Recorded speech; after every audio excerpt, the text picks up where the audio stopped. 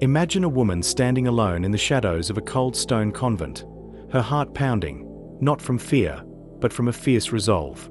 This is Saint Teresa of Avila, a name that echoes through centuries like a whisper from heaven. She wasn't a warrior with a sword or a queen on a throne, but a mystic, a reformer, and a soul so bold that even the devil himself couldn't shake her. Today, we are stepping into her world, a tale that feels like a legend, where faith becomes a shield and prayer a mighty weapon. Who was Teresa? Born in 1515 in Avila, Spain, she came into a world teetering between the old ways and the dawn of something new. Her full name was Teresa Sanchez de Cepeda y Ahumada, but history knows her as Teresa of Avila, a doctor of the Church, one of the few women to earn that title.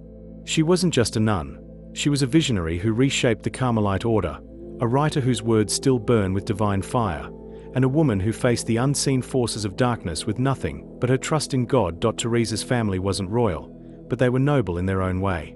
Her father, Don Alonso, was a merchant turned gentleman, a strict but devout man who raised his children in a home steeped in faith. Her mother, Beatriz, bore 10 children, and Teresa was the third, a spirited girl with a wild imagination.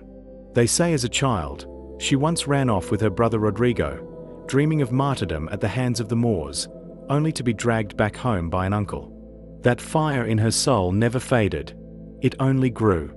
She was connected to the greats of her time too. Her grandfather had Jewish roots, a secret in a Spain gripped by the Inquisition, and her life unfolded against a backdrop of religious turmoil.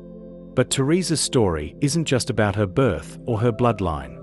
It's about a woman who, at 20, walked away from a comfortable life to join a convent, not out of duty, but out of a longing she couldn't name. She wasn't perfect. She struggled with vanity, illness, and doubt. Yet something, or someone, kept pulling her back.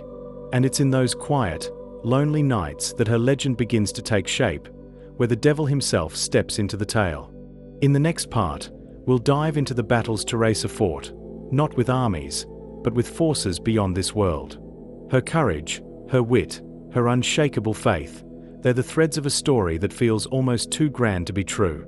Stay with me as we uncover the heart of this remarkable woman. If Teresa of Avila's life were a tapestry, it would be woven with threads of struggle, triumph, and a defiance that borders on the mythical. She wasn't just a dreamer of divine visions. She was a fighter, a woman who stared into the face of the devil and laughed. Yes, laughed. Let's step into one of those moments that define her, where her character shines like a beacon in the dark. Teresa wrote about her encounters with the devil in her autobiography, The Life of Teresa of Jesus. She describes nights when she'd wake to a suffocating presence, sometimes a shadowy figure, sometimes a weight pressing on her chest. One time, she saw him, ugly and menacing, at the foot of her bed. Most of us would tremble, but Teresa? She grabbed her holy water, made the sign of the cross, and told him off. "Oh, it's just you," she reportedly said, brushing him away like an annoying fly. The devil fled, and she went back to sleep. That's Teresa, fearless, practical, and armed with a faith so strong it turned darkness to dust. Her battles weren't just spiritual. Teresa faced a church in chaos. Convents had grown lax, and she felt called to bring them back to their roots. She founded the Descalced Carmelites, a stricter order focused on poverty and prayer. Picture this, a woman in her 50s, frail from years of sickness, traveling across Spain on rickety carts, founding convents against the protests of bishops and nobles. She didn't wield a sword, but her pen and her will were just as mighty.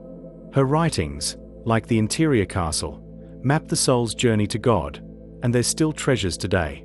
What made Teresa unstoppable? Her wit, for one. She could charm skeptics and silence critics with a quip. Her resilience, two. Malaria, paralysis, and constant pain plagued her, yet she kept going. And her faith?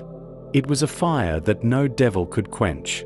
She once said, "Let nothing disturb you, let nothing frighten you. All things pass away, God never changes."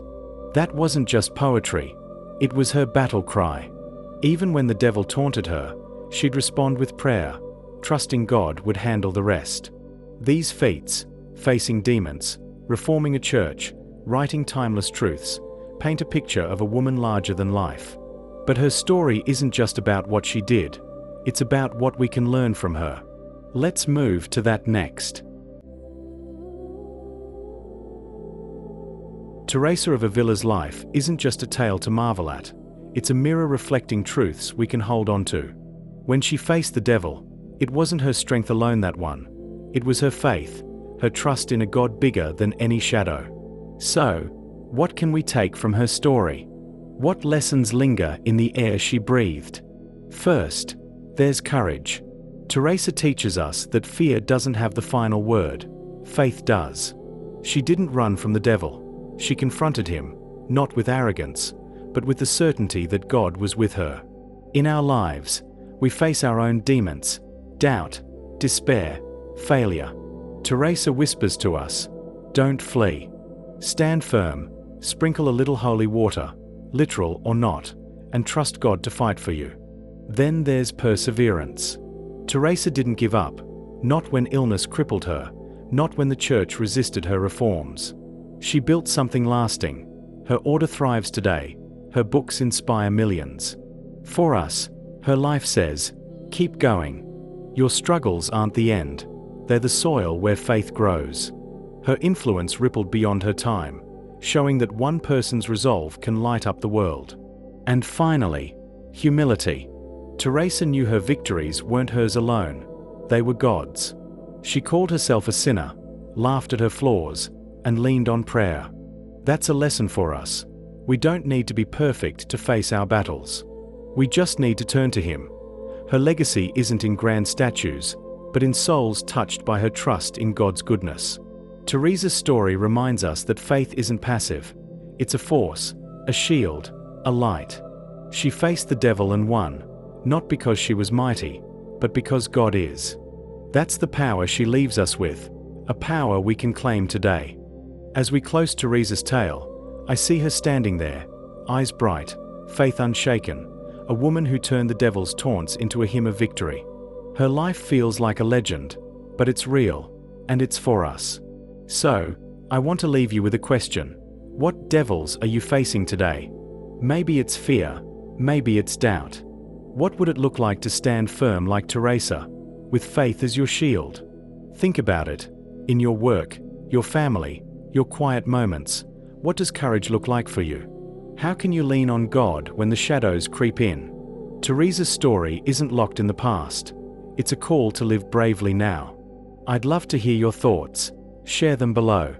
What inspires you about Teresa? Or maybe you've got your own story of faith triumphing over darkness. Let's keep exploring these lives that shaped our faith. Subscribe if you'd like to join me for more. Until next time, may your faith be your strength, and may God's light guide your way.